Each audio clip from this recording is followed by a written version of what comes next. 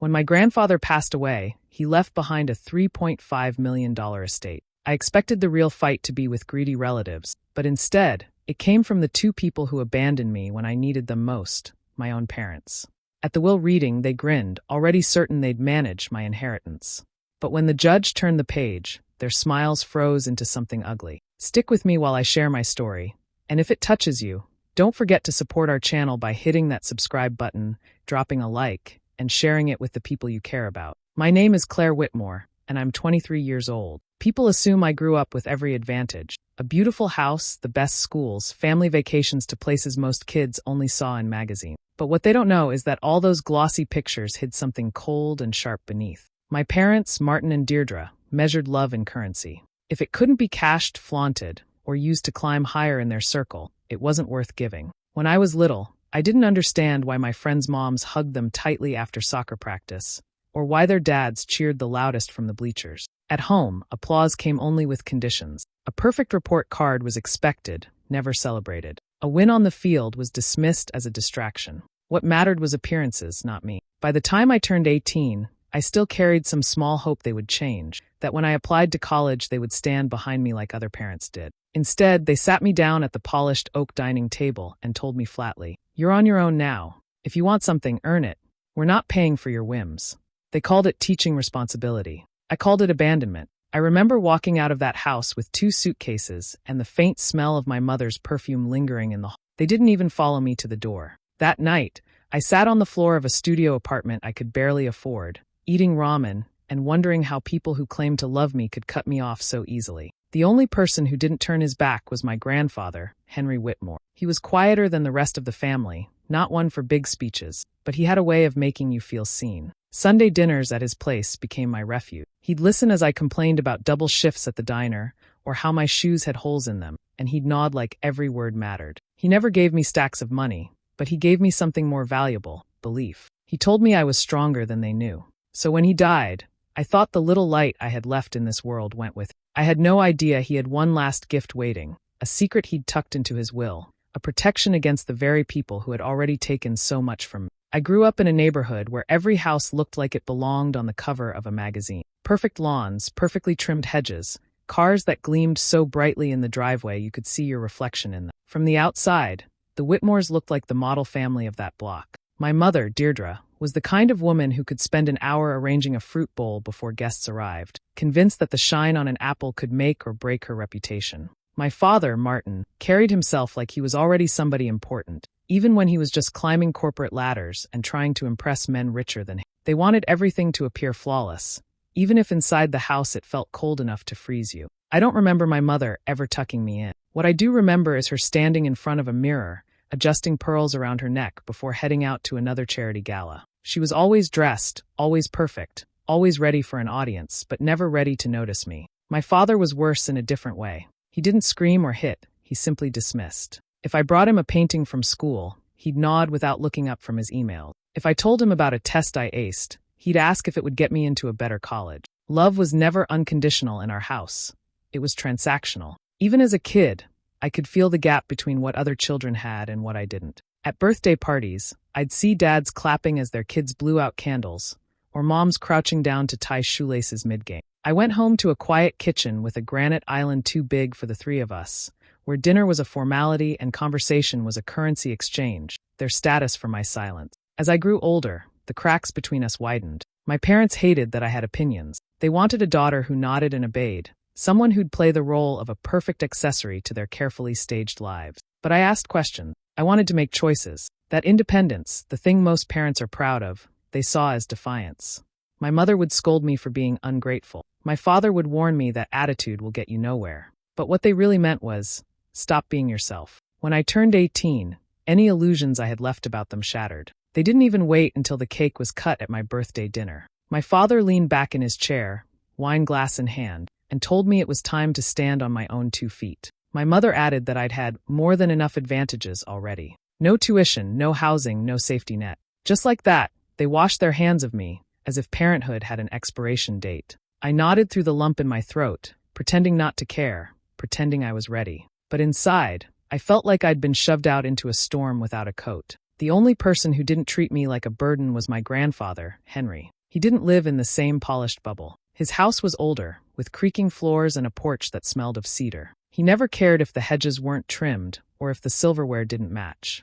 What mattered to him was the warmth inside. I'd go there on weekends, and he'd make scrambled eggs in a cast-iron skillet, telling stories about his childhood. He asked about my dreams and listened, really listened, without judgment or agenda. He saw me in a way my parents never did. Looking back, I think Henry knew what my parents were. Maybe that's why he always tried to make space for me at his table, as if he was quietly building a shelter I didn't know I'd need. And when the day came that my parents cut me loose, it was Henry who called me the next morning. He didn't lecture or scold. He just said, "You'll be all right, Claire. You're stronger than they ever gave you credit for." And for the first time, I almost believed it.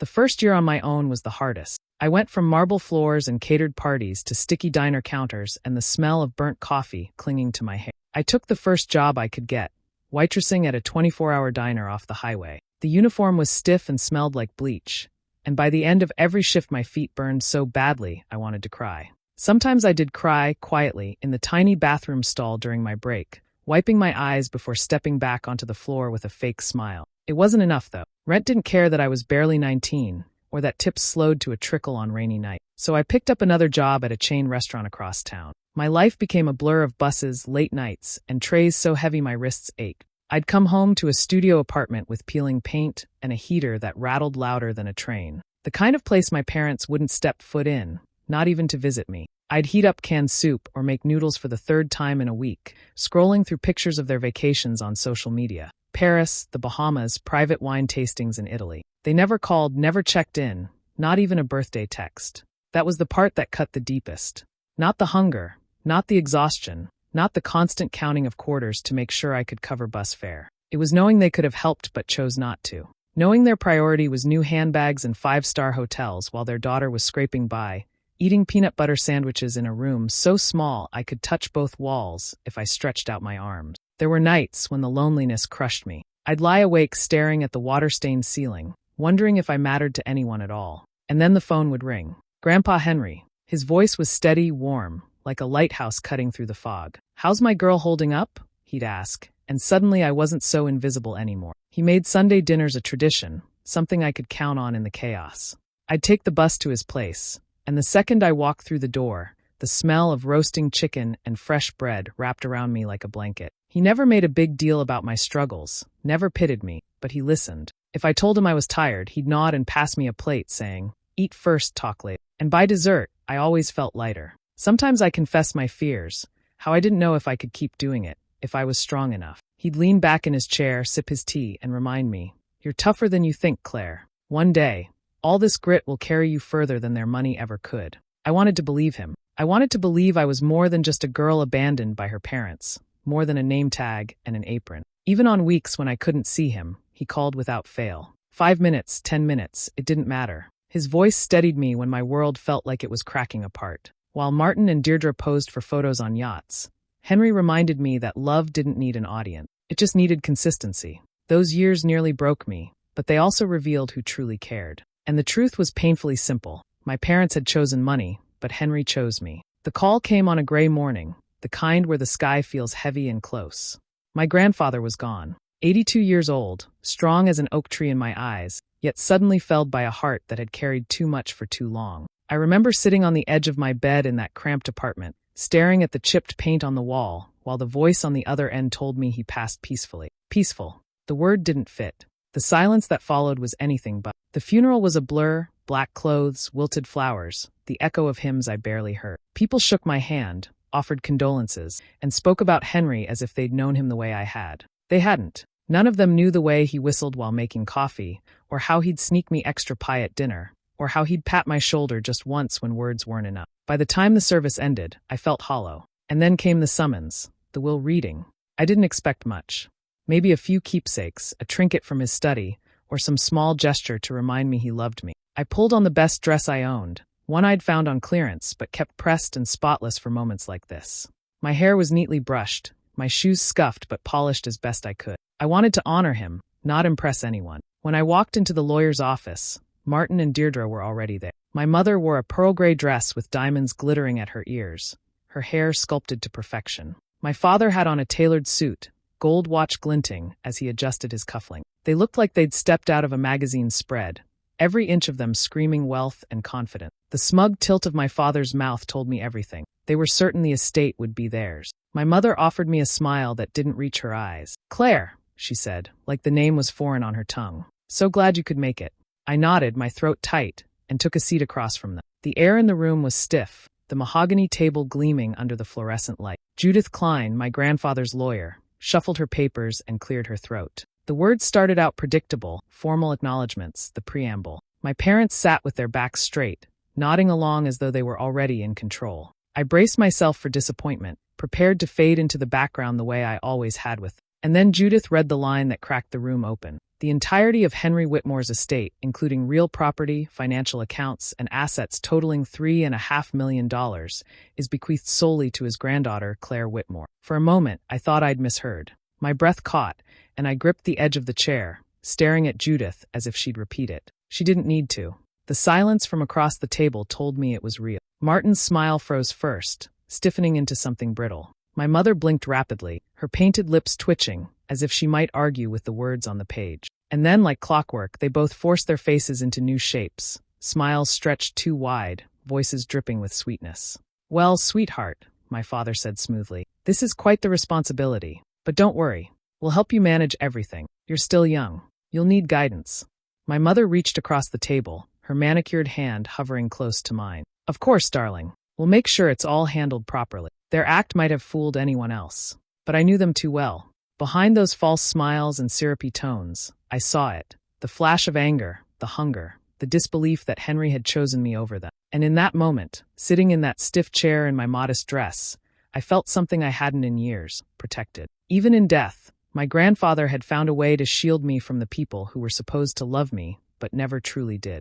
"Of course, honey, we'll handle everything for you. You're too young for this kind of responsibility." My father's voice was smooth, rehearsed, the kind of tone he used when he was closing business deals. He leaned forward in his chair, resting his hands on the table like he was already in charge, already holding the keys to everything my grandfather had left me. My mother chimed in quickly, her smile sharp enough to cut glass. "Yes, sweetheart," she said, and the word twisted in my stomach. I couldn't remember the last time she'd called me that.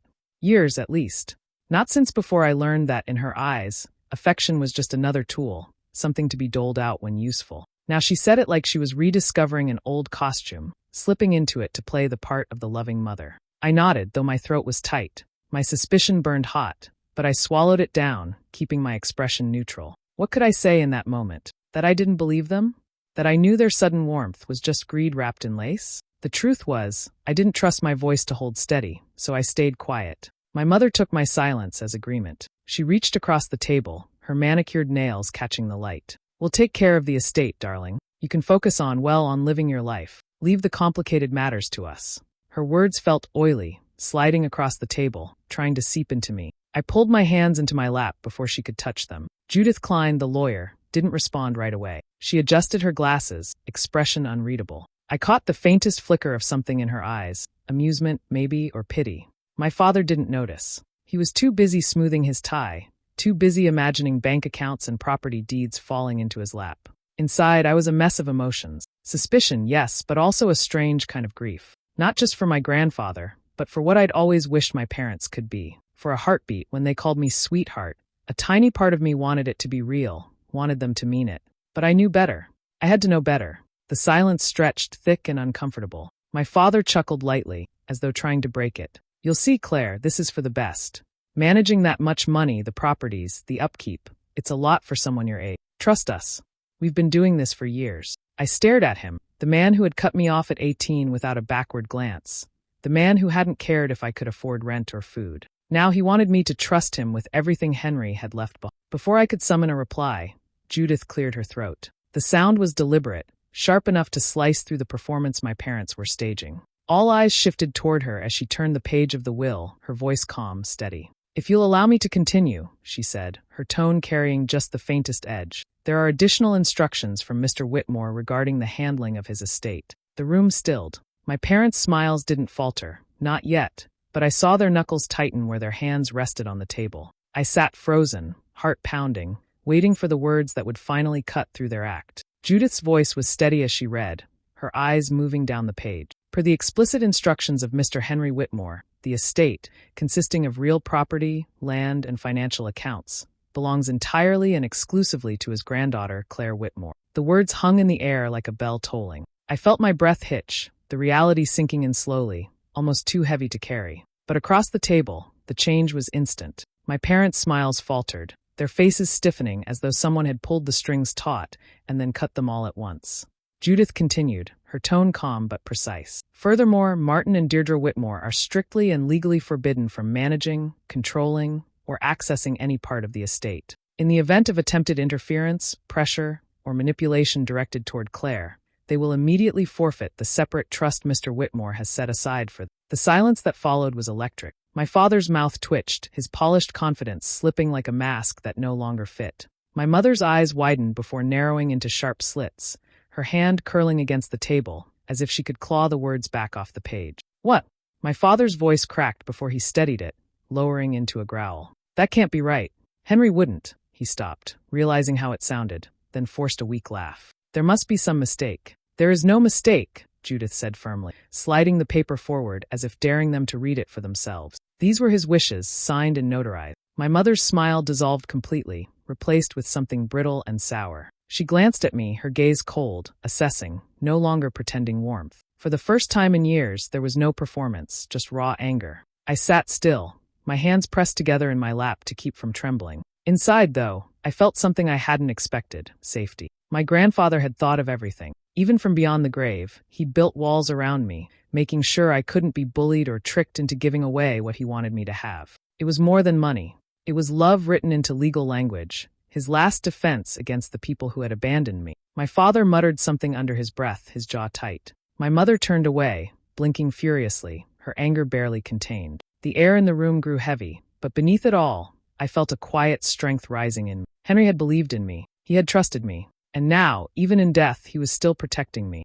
The days after the will reading felt strangely quiet at first, but it didn't last. My parents weren't the kind to accept defeat gracefully. Their first approach was guilt, wrapped in the same polished tones they used at parties. My father called me one evening, his voice smooth but brittle underneath. Claire, you have to understand, cutting you off when you turned 18, it wasn't cruelty. It was to build character, to make you strong. I let him speak, listening to the careful way he twisted abandonment into a lesson. But in my head, I saw myself at 19, counting coins to afford bus fare, eating stale bread for dinner. Strength hadn't come from them, it had come despite them. When guilt didn't work, they tried family unity. My mother sent an email filled with flowery language about healing old wounds and coming together as Whitmore. She painted pictures of us smiling at long tables, as though pretending could erase years of silence. At the end of the email, her real intent slipped through.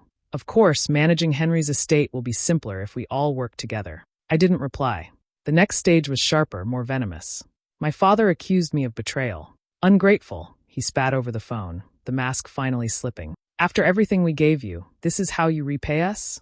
By hoarding what doesn't belong to you. His voice rose until I hung up, hands shaking. But their anger didn't stop at words. They began showing up unannounced, outside my apartment building, waiting in the parking lot with practiced smile. Neighbors whispered about the expensive car parked on the curb, the couple dressed too finely for the cracked sidewalk. I avoided them, slipping through side doors, my stomach knotted each time. When that failed, letters started arriving. At first, they were polite, reminders that they could help me manage the complexities. Then they turned sharp, filled with thinly veiled threats. Warnings that I would regret shutting family out, that I was too inexperienced to avoid mistakes. They even reached through old acquaintances. A former coworker told me my mother had called her, fishing for details about where I worked now, who I spoke to, how I was living. The invasion left me sick, like they were clawing at the edges of my life, trying to drag me back under their control. But I refused to bend. Each manipulation only pushed me further from it. I remembered nights I went hungry, nights I walked home alone because I couldn't afford bus fare, nights I cried into a pillow because I thought I was forgotten. They had left me then, and I had survived without them. I wasn't about to hand them what my grandfather had trusted me to protect. Not now. Not ever.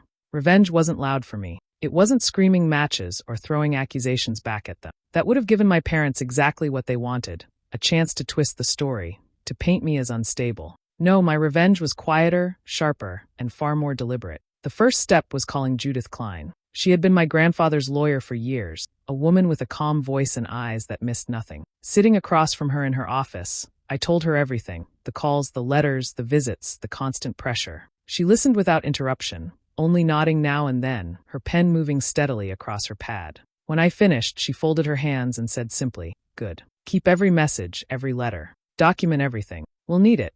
From that moment, I stopped feeling cornered. Instead, I became watchful. Each voicemail from my father was saved. Each email from my mother was printed and stored in a neat folder. When they showed up at my apartment, I noted the time, the date, even the color of the car they drove. It felt strange at first, cold, methodical, but also empowering. For once, I wasn't reacting to them. I was preparing. Weeks passed, and their attempts grew more reckless. The turning point came when Judith called me one evening, her tone measured but edged with steel. "Your parents tried to access one of the accounts," she said. "They used information they had no legal right to. That crosses a line." Hearing those words should have frightened me, but instead, a strange calm settled over me. They'd gone too far, and now they couldn't hide behind fake smiles or honeyed words. Henry had foreseen this possibility, and Judith was ready to act. The lawsuit came swiftly. Judith filed motions with precision, her arguments fortified by the will itself. Every threat, every letter, every attempt at manipulation became evidence.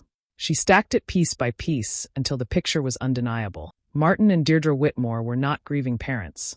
They were predators circling an inheritance that wasn't theirs. I didn't gloat. I didn't send them messages or call to rub it in. That wasn't my style. My silence was its own weapon. While they raged, while they scrambled to twist the narrative, I let Judith handle it. My role was simple. Stay steady, stay quiet.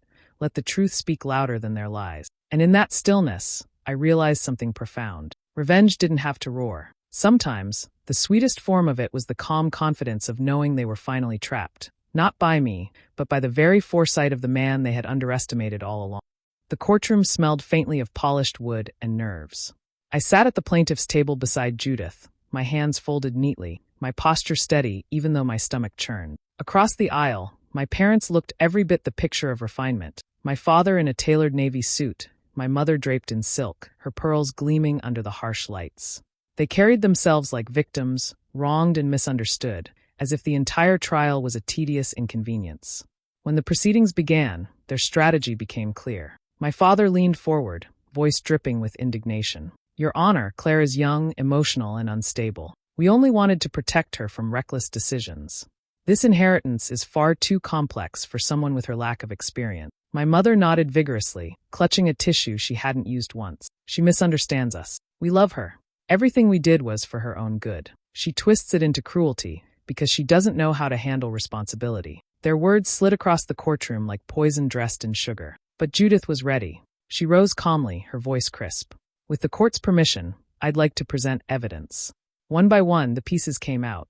Recordings of voicemails where my father's tone turned from sweet to threatening in seconds. Emails from my mother, her words laced with guilt trips and ultimatums. Copies of the forged requests they had submitted, attempting to gain access to accounts explicitly barred to them by the will. The shift in the courtroom was palpable. The judge's expression hardened as each new page, each new audio clip painted the truth more vividly. My parents, once so composed, began to unravel. My father's jaw clenched tighter with each exhibit. My mother's hand shook as she dabbed at her perfectly painted lips, her mask of grace slipping into raw panic. Finally, the judge delivered the ruling. His voice was firm, unshakable. "Martin and Deirdre Whitmore have forfeited all claim to the secondary trust left to them by Mr. Henry Whitmore. In addition, they are ordered to pay fines for harassment and fraudulent attempts at access. A restraining order will be placed, barring contact with Ms. Claire Whitmore." The gavel struck once, sharp and final. I didn't smile. I didn't cry. I simply sat, steady as stone, while my parents gathered their papers with trembling hands. For once, they had no script, no polished performance to hide behind. They walked out of the courtroom smaller than I'd ever seen them, their defeat echoing in the silence they left behind. And I remained seated, composed, watching the people who abandoned me finally lose the one thing they valued more than love: control. The estate was quiet when I unlocked the door for the first time. Dust hung in the sunlight that poured through the tall windows, and the air smelled faintly of cedar and old books. It felt strange, stepping into a house I had visited so many times as a guest and realizing it was mine now. Not through luck, not through my parents' control, but because my grandfather had trusted me to carry it forward. I walked slowly from room to room, fingers trailing along familiar furniture. The dining table where we had shared countless Sunday dinners. the kitchen where he'd whistled while making eggs, and finally the study, his favorite place. I hesitated in the doorway, almost expecting him to be there in his chair, glasses perched on his nose, a book open in his lap. Instead, there was only silence, but it wasn't empty. It was filled with him, with everything he had left behind. I decided not to change a thing. The books would stay where he'd left them. The old armchair, worn soft at the edges, would remain by the fireplace. Even the faint coffee ring on the desk was preserved, a mark of him etched into the wood. This room wasn't just part of the house. It was part of him, and keeping it whole felt like keeping him close. Outside, I dug into the soil by the porch, planting rows of blue and white hydrangeas, his favorite. My hands grew blistered, dirt caked under my nails, but I didn't mind. With each bloom I set into the ground, I felt like I was weaving him back into the place he loved most. In the quiet evenings, I sat on that porch, watching the hydrangeas catch the fading light. My parents were gone from my life, barred legally, and more importantly, stripped of the power they once held over me. For so long I had thought revenge would feel like victory in a courtroom or money in my account. But sitting there, I realized the truth. My revenge was freedom. My revenge was choosing my own life without them, a life built on love instead of manipulation. One night, as the cicadas hummed, I whispered into the stillness, "Thank you, Grandpa." My voice wavered, but it carried. He had given me more than an inheritance. He had given me the chance to live the life he always wanted for me, on my own terms, finally unshackled. What do you think? Was Claire right to cut ties with her parents once and for all, or should she have given them another chance? Share your thoughts down in the comments. I really want to hear your perspective. And if stories like this resonate with you, make sure to hit that subscribe button and turn on the notification bell so you don't miss the next one.